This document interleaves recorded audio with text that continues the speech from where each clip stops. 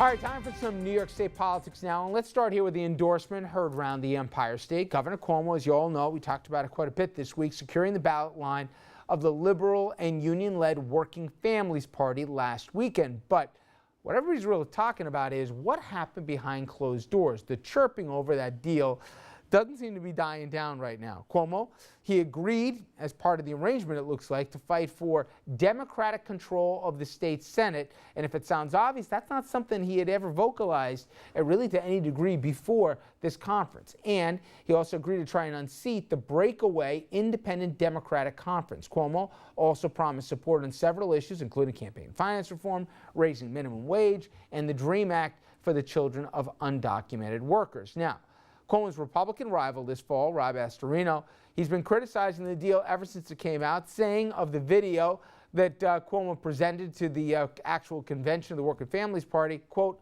"I don't know if you notice him blinking, but that was an SOS. It looked like a hostage tape." That's a pretty good line.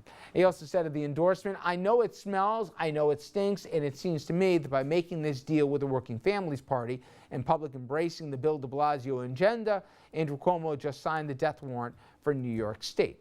A little strong. All right, a lot of questions as well for one Dean Skelos. He's the Republican leader in the state Senate, and he had Cuomo's tacit blessing to wrest control of the Senate away from state Democrats. Now, he's like the guy who's been stood up for the prom. Skelos has already hinted that Cuomo's policy agenda for the rest of the year could be DOA in the state Senate. For more on this, let's bring in our panel tonight. Jessica Proud, back with us. Jessica, Republican strategist and PR expert with the November team here. She is spokesperson, in fact, for the Astorino gubernatorial campaign. And also joining us is senior political correspondent Andrew Whitman and Dominic, who we've already spoken to this hour. All right. I know what Rob thinks about this, and obviously I've heard the words from the governor, but Dean Skelos sounds like, whoa, whoa, whoa. You know, I got promised one thing, and now I'm holding the bag. Is that more shame on Cuomo, or is it shame on Skelos for making a deal here on something that he's, you know, very likely not going to get delivered on? Well, it's amazing. I mean, we all heard Bill de Blasio and the tale of two cities. What we're dealing with now is the tale of two Andrew Cuomos. Yesterday, he was in upstate New York. You didn't just come talking about. Top of your head, yes. I did. Yesterday, he was in upstate New York talking about how much he loves working with Republicans, and you know he doesn't want there to be partisanship in the state. And in that Working Families video, he was talking about stabbing independent Democrats in the back who had the gall to work with Republicans. So, who is the real Andrew Cuomo? What does he stand for other than his own power? It's the question of the day. So I'm not sure the two are mutually exclusive. I mean, he has acted in a bipartisan fashion. He certainly has been more comfortable with Senate Republicans than previous Democratic governors have been. However, we all know that politics is a transactional business. What's good for you today might not be good for you tomorrow.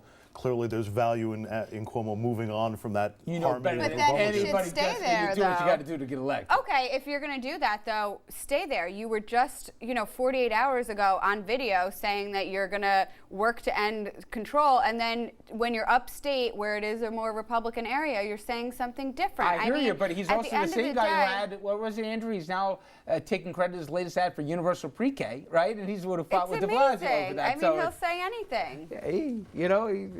I think that's part of the reason he's doing pretty good right now, is that he's at least learned the game for good or for bad.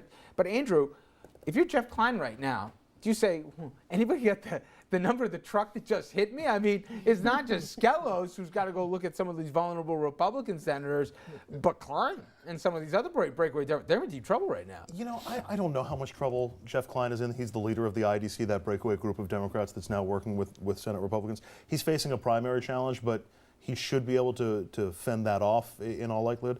And look, if things absolutely go down the toilet when it comes to that, he can always strike a deal back with the Democrats. I mean, look at what, of all people, Pedro Espada was able to do 5 years ago.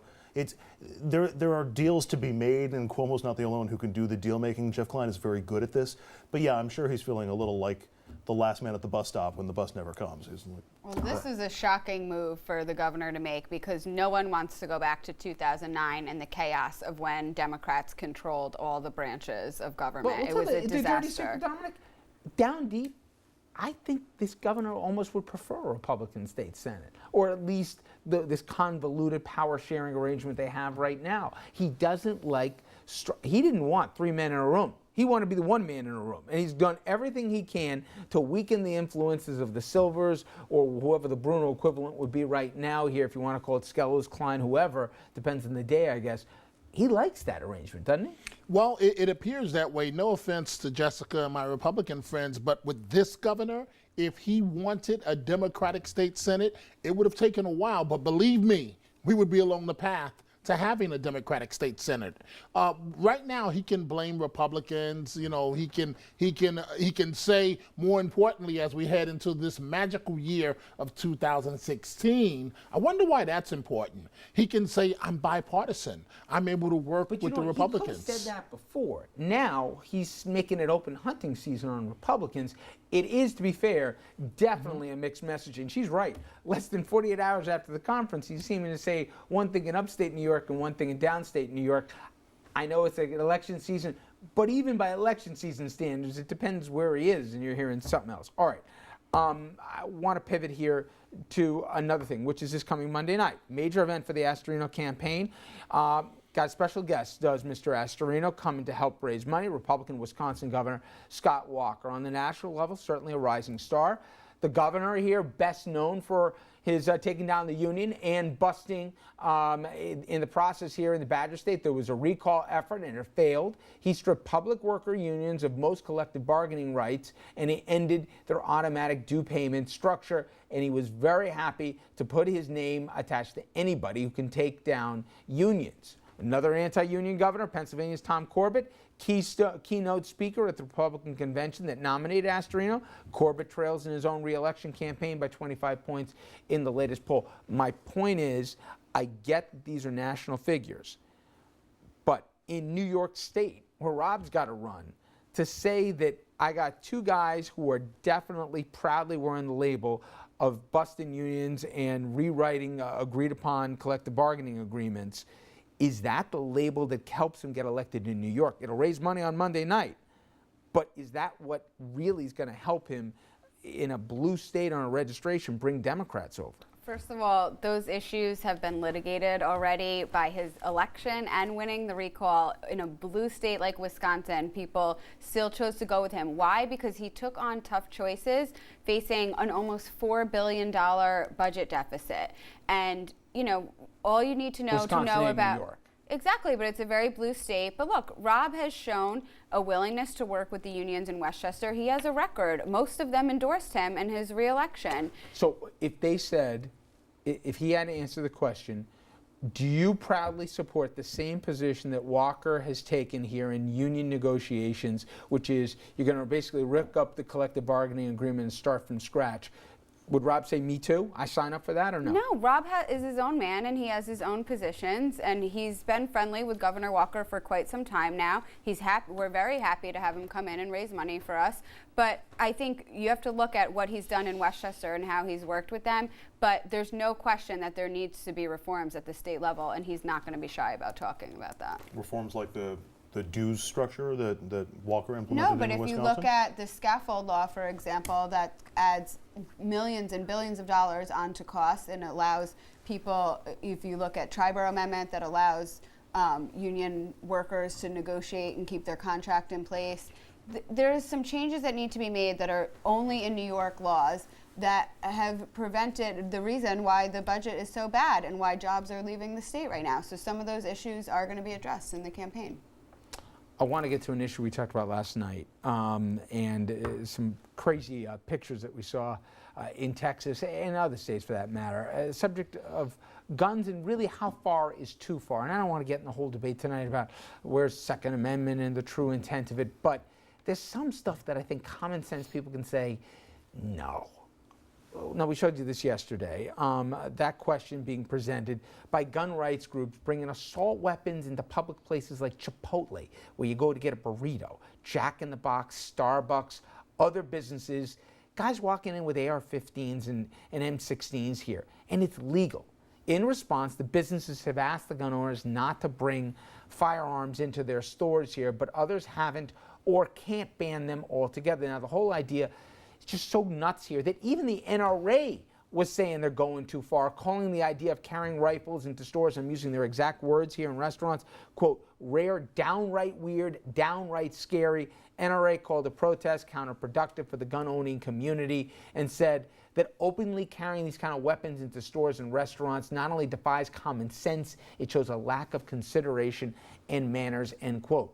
Now, as you probably know, the NRA backed off of those comments after the group said, you know what, maybe we'll find another gun rights group here that's going to more articulately support our position. But it's gotten nuts. And when we see these pictures, we can have a debate about guns, but can we agree that, you know, guns in bars, guns in churches, walking in broad daylight or walking down Main Street in Arizona with an assault weapon in your back, that's crazy? They're doing it in protest, and it's a civil disobedience. It's not even civil disobedience because they're legally allowed to do it. I'm but not it's asking to prove about a the legal. point. Is it Am I crazy? I'm not going to call them crazy. Is it a little over the top? Yes.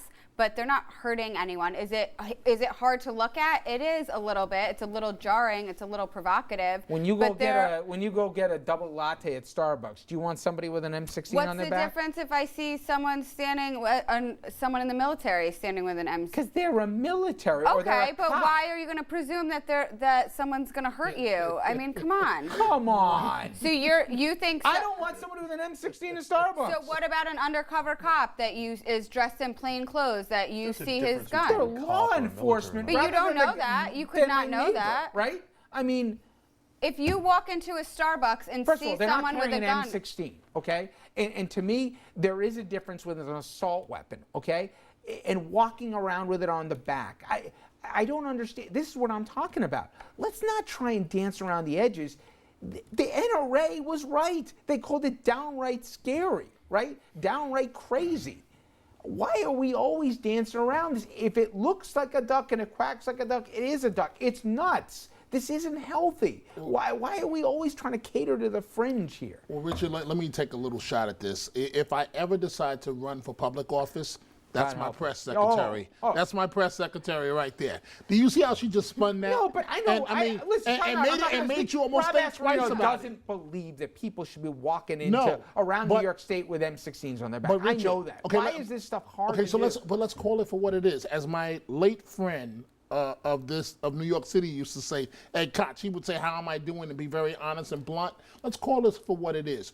Cuckoo Cocoa Puffs. I got it wrong. I got my Dan Quayle moment there. Let's call it what it is. Let's call it what it is. It's nuts. Don't spell potato, Don. It's, yeah, potato, right? Don't ask me how to Don't spell do it. it. Go ahead. But it's nuts. Who in their right mind? Jessica knows damn well that she doesn't want to be in the restaurant with some nut carrying an AK-15 or 47, whatever it is. But, you know, it's the talking point. So, but they're like, you have to agree to the point that they're not doing anything wrong. Like it's a protest. It's designed to spark media attention. It's designed to be provocative. I gotta ask, if an open carry law similar to the one in Arizona or in Texas passed somehow the New York State legislature and got to Rob Astorino's desk, would he sign it? you have to ask him that. I don't know the answer to that. Okay. I would hope that there's a right to bear arms, but then there's also, you know, a right that we don't have to feel nervous about going to get a coffee, Okay, right? but you can be nervous going anywhere. You can be nervous that someone has a knife on them. You can be nervous that someone has an AK-47 in their backpack. I mean, let's just be realistic about what this is versus what you guys are trying to turn it into. Not turn it into. This thing's gone national now for a reason. Yeah. This is crazy. And the NRA even called it crazy. Both sides are, it's designed to spark a debate. It's designed to spark a protest. That's why. It's supposed to be provocative. It was. Right. There we go. All right. Coming up next here, we're going to go national here. We'll head down to the lovely state of Mississippi, where a fascinating primary came down early this week here, and the results still percolating here. What does it mean here that the Tea Party guy won in a year that the Republicans could realistically, very easily, in fact, take back the U.S. Senate? We'll talk about that after this.